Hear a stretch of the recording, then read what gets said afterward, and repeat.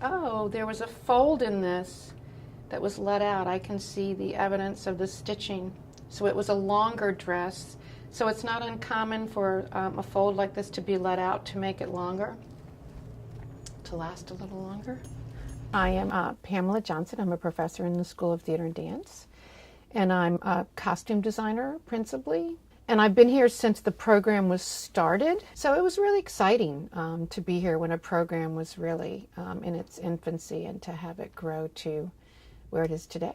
My particular area of scholarship now is the historic clothing collection, which I began in an also unexpected way, because when I started here, the inventory that they did have of stage costumes was in very poor condition, and there wasn't much of it. I would find things from, as far back as the 1840s or 1850s that had probably had a life as a stage costume, and certainly the things that we did have were intended to be stage costumes. Just recently, we took down the exhibit at the Institute for Visual Studies that was specific to clothing in this area that supported the photographs that were included in David Ehrenpreis's book, Picturing Harrisonburg, which is exactly the way that a clothing collection like ours should be used.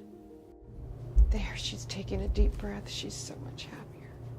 People don't think about the value of clothing, how much it tells us.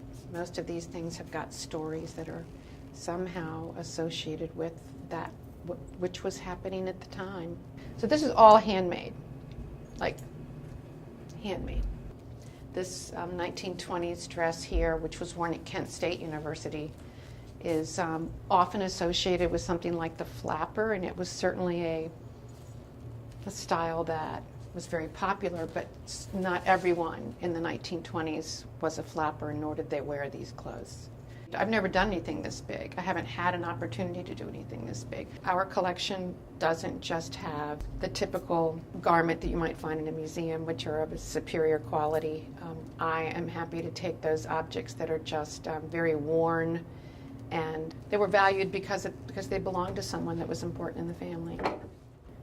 Much of what people encountered here felt unique because this is the place that they're from or where they're living, and they appreciated knowing more about it. And I think whenever you can people the past or give someone some sense of what people really looked like, I think it helps enormously to give us a better understanding. It was a lot of work, but it paid off. And now the sad thing is, like we have to do in the theater, we have to strike everything and take it apart and put it away. But this won't mean in the way that we usually strike costumes. They'll go into a very special circumstances. They won't be hanging in costume stock. And they'll never see the stage. I can promise you that. Not as long as I'm alive.